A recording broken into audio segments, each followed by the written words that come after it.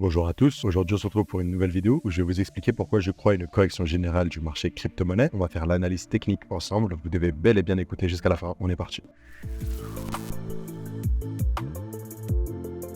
Et bien évidemment, avant qu'on aille plus loin, je vous invite à récupérer votre formation offerte au Smart Money Concept dans la description. Et pour tous ceux qui veulent aller plus loin et se faire former pendant une année avec nous au sein de notre école, n'hésitez pas à réserver un appel pour voir si vous avez des questions et si vous êtes un profil adéquat pour nous. En tout cas, ceci étant dit, dernière remarque à dire, les matinales GAZ Morning, ok, elles reviennent très vite. Simplement, j'étais en voyage, tout simplement, donc désolé de l'inconvénience. Dans tous les cas, je pense que j'ai vu beaucoup de monde sur les vidéos quotidiennes que je postais ici, donc je suppose que ça rattrape un peu mon manque d'inactivité, mais ne vous inquiétez pas, on va revenir avec toutes les news croustillantes, etc. et de l'analyse technique, parce que pour le coup, tous les matins, à chaque fois, je vous ai dit, bon, aujourd'hui sur Bitcoin, je m'attends à ça, parce que c'est exactement produit comme on le pensait, donc c'est toujours cool, entre guillemets, d'avoir raison face au marché. C'est pas le but, hein, bien évidemment. C'est pas d'avoir raison, c'est surtout d'en profiter pour faire de l'argent, entre guillemets. Donc voilà, mais ça revient très très vite, donc ne vous inquiétez pas. Ceci étant dit, on se retrouve sur le graphique de la capitalisation boursière des crypto-monnaies. La capitalisation boursière des crypto-monnaies, qu'est-ce que c'est? C'est tout l'argent qui est dans les crypto-monnaies. Tout l'argent,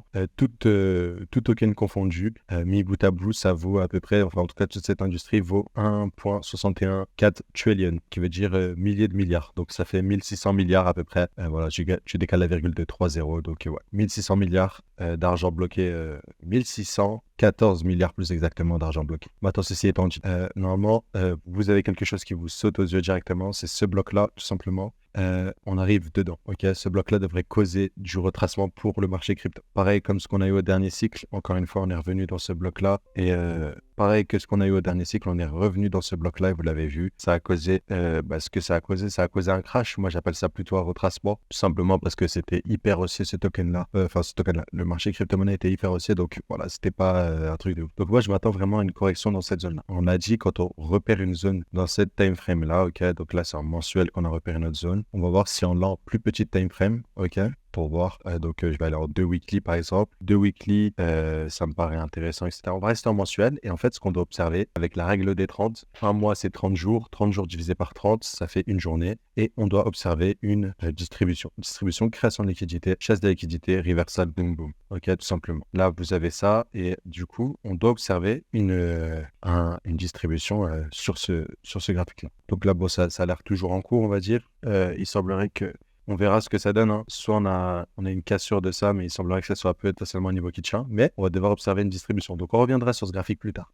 Dès qu'on a une distribution qui commence à s'éclaircir, mais tu vois, le temps de la mise en place de ce truc-là, ça peut prendre, on en a encore peut-être potentiellement un mois, voire ça peut partir dès maintenant. Mais en tout cas, je vais revenir en mensuel pour bien vous montrer les choses. Donc là, on sait que déjà dans ce bloc-là, attention, on arrive dans une zone, ça fait combien de temps qu'on n'est pas revenu dans cette zone-là? Ça fait environ, voilà, ça fait 640 jours. Donc attention, il y a de la prise de profit saine, c'est normal, tout à fait normal. On va utiliser un outil de Fibonacci comme celui-là, tout simplement. Et là, on voit qu'on commence à arriver sur des niveaux de Fibonacci intéressants. Si on compare lors du dernier cycle, et après, j'aime pas comparer des trucs et dire c'est la même chose, quoi. Ça n'a ni queue ni tête. Mais entre guillemets, le prix, il a réagi quand même dans cette boîte-là de Fib. Donc là, on peut même affiner cette zone-là et se dire, bon, on a ce bloc-là, voilà. Je dis peut-être à ce niveau-là. Des niveaux clés à suivre, ce serait peut-être les 0,618. Celui-là, selon moi, il serait clé à suivre pour la chute du Bitcoin. Et en fait de tous les actifs en général. Donc voilà, tiens, on a des niveaux un peu plus clairs. Donc dès qu'on va atteindre genre vers les 1900 milliards de capitalisation, donc 1,9 trillion, 2,2 trillion, et du coup, en retracement, ça donnerait quelque chose de la sorte. Ce sera intéressant. Revenir dans l'ancien bloc. En moins 30% au marché crypto, ça fera très très mal, ok?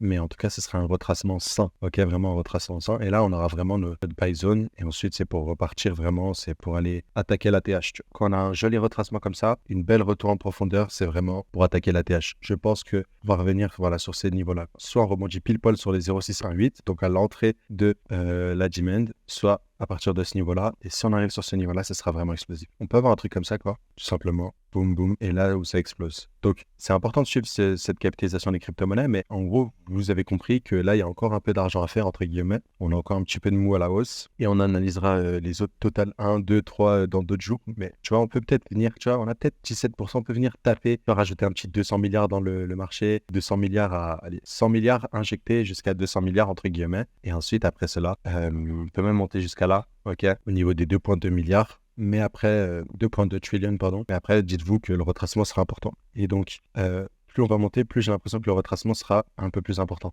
En fait, ça me paraît très bizarre qu'on passe des moins 50%, c'est possible, hein, et du coup, ça serait en mode vraiment un crash, tu sais, le crash 2024 qui serait corrélé avec le S&P 500 et toute la clique. Donc voilà, à vraiment surveiller de près. Mais je m'attends à ce qu'on revienne peut-être dans celle-là. Si jamais on remonte aussi haut que là sur BTC, enfin sur le... Pardon. Si on remonte aussi haut que ça dans la capitalisation boursière, on pourrait revenir ici à ce niveau-là et du coup rebondir dès la fair value gap que vous voyez juste ici. Vous avez vu cette fair value gap, on pourrait rebondir dès celle-là, cette FVG-là que je vous indique juste ici. Donc voilà, à suivre de très près, mais en tout cas, ça nous dit quoi? Ça nous dit attention, on commence bientôt à rentrer dans une zone de grosse prise de profit et que soit on peut vendre, soit on n'a pas besoin de FOMO et attendre simplement un retracement qui vienne à nous, tout simplement.